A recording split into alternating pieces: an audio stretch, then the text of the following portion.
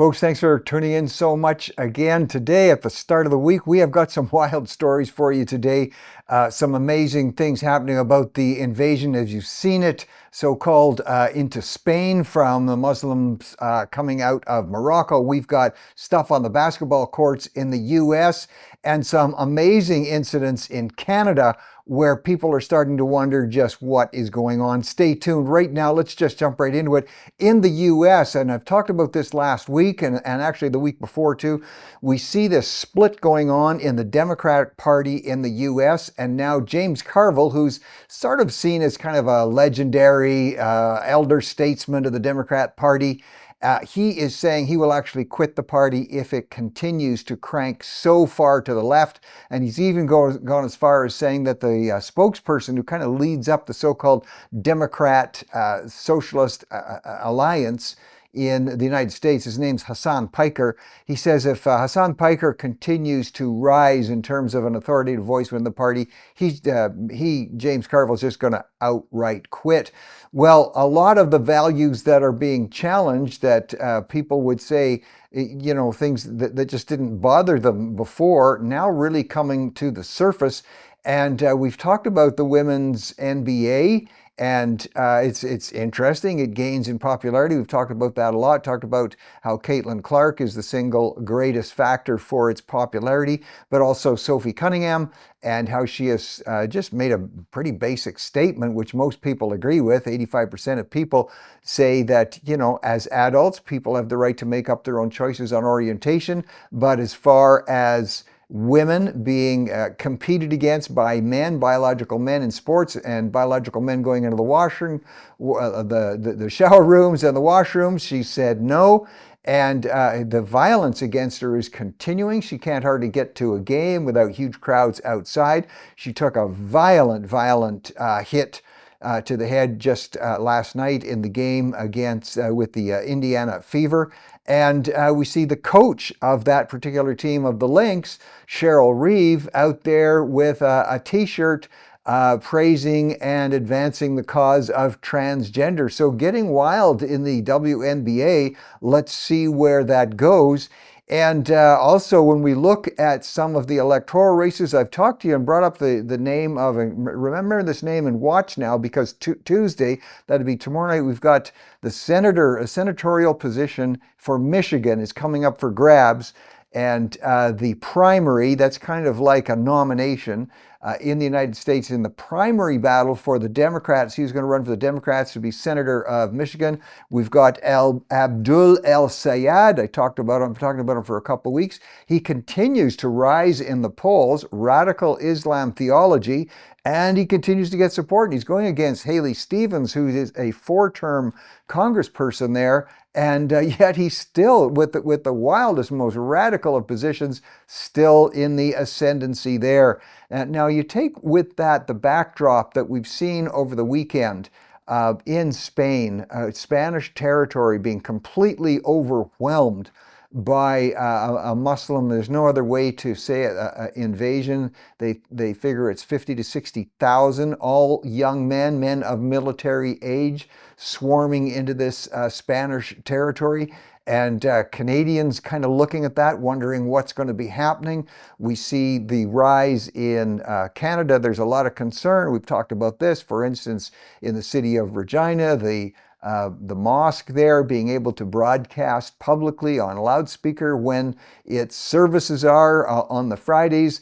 A lot of concerns continuing to rise there. And in Edmonton police and also Toronto police, almost as if they coordinated it.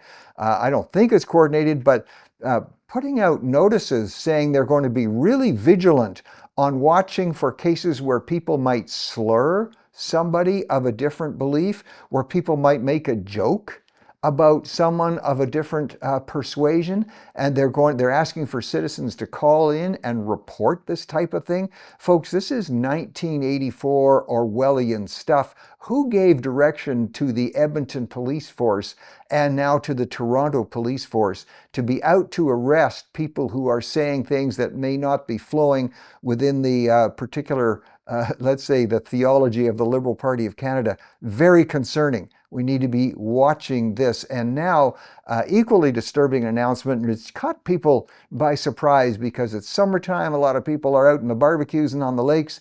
But now an edict has been passed by the Liberal government saying that prayer will be banned from Canadian military events and practices.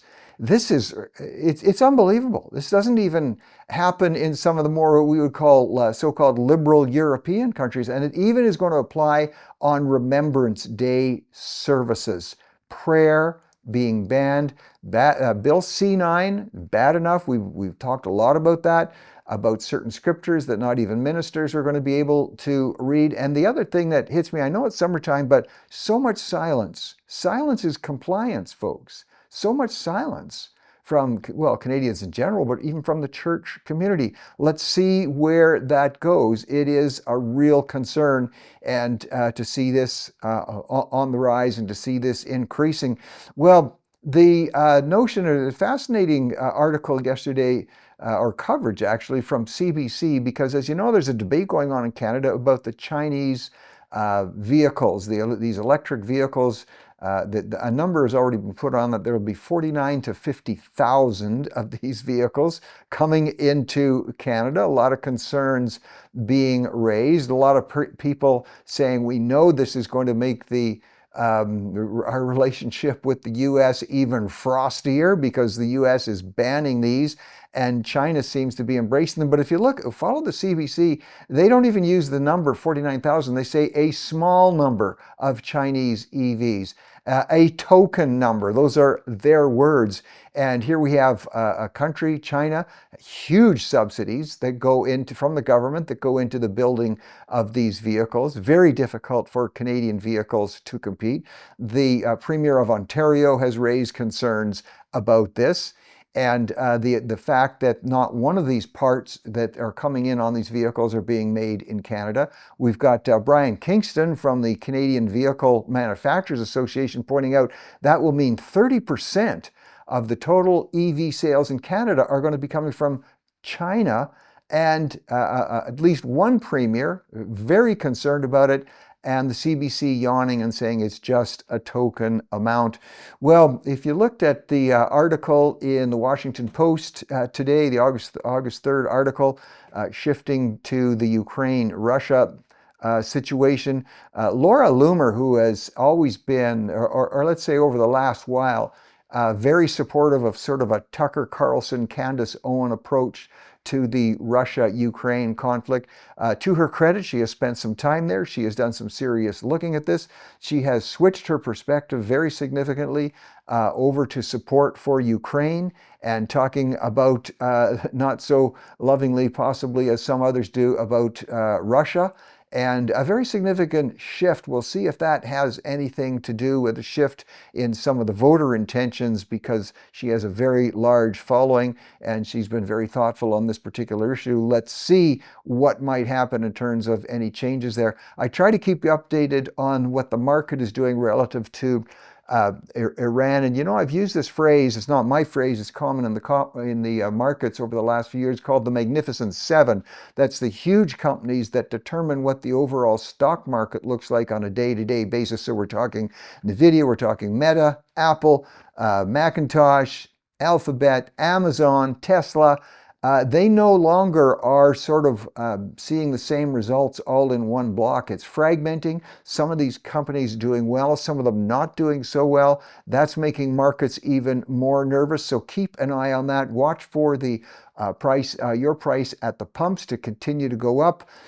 Because President Trump, though he was threatening over the last couple days a major increase of bombardment into Iran, he's backing off. It's like he's giving them one more chance. We will see where that goes. But if you want to catch John Plender's column on the split of the Magnificent Seven, how that's affecting the stock markets, you may want to take a look at that. And for those of you on the entertainment world, Spider-Man, and I like the title of the movie. I'm thinking of using it for a campaign of myself called Brand New Day. How do you like that? Brand New Day, just to quell any possible rumors. No, I'm not thinking of running again for office. But the movie Brand New Day has shattered all weekend box office records. The previous record, you may recall, was that film, the Avengers film Endgame. So that record has been holding since 2019, but over the weekend, $360 million worth of 360 million ratings and coming in from 4,487 theaters. Amazing accomplishment by Spider-Man. We'll see where that goes. You know, there's been a fair bit of commentary the last while that Gen Zs or Gen Zs, depending which country you are in, are drinking less. And apparently that's not really the case. Martin Lodewijk has come out with a major study here with the largest age group by cohort, millennials. 88% of millennials say that they are regular drinkers or consumers of alcohol. And that used to be among Gen Z. It used to be 64% of Gen Z or Gen Z saying they were consumers. Now it's up to 77%. So Gen Zs, Gen Z's getting back at it, back to the bar.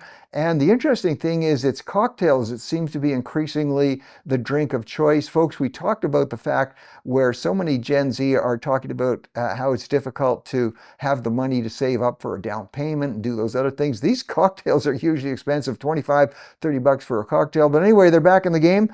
And boomers are still the lowest age cohort when it comes to drinking. Well, Jay Kang over at the New Yorker has a very interesting column out about what is happening relative to the situation with how people are spending and how people are doing. And he points out this fact that this is going against the grain. It might be a bit of a shocker to people, but all of his computations are showing that actually college-age people now entering the job market are not facing the same as intense monetary challenges, financial challenges as right after the Great Recession.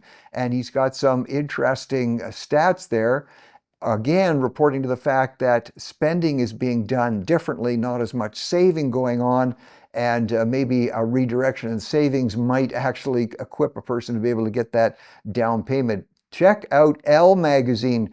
If you're like me and you've been watching the trend over the last several years of especially millennials, the thousands and thousands, sometimes hundreds of thousands of dollars that go into the wedding party and go into the videos for making a wedding just a major, almost a cinematic event, that is beginning to slow down.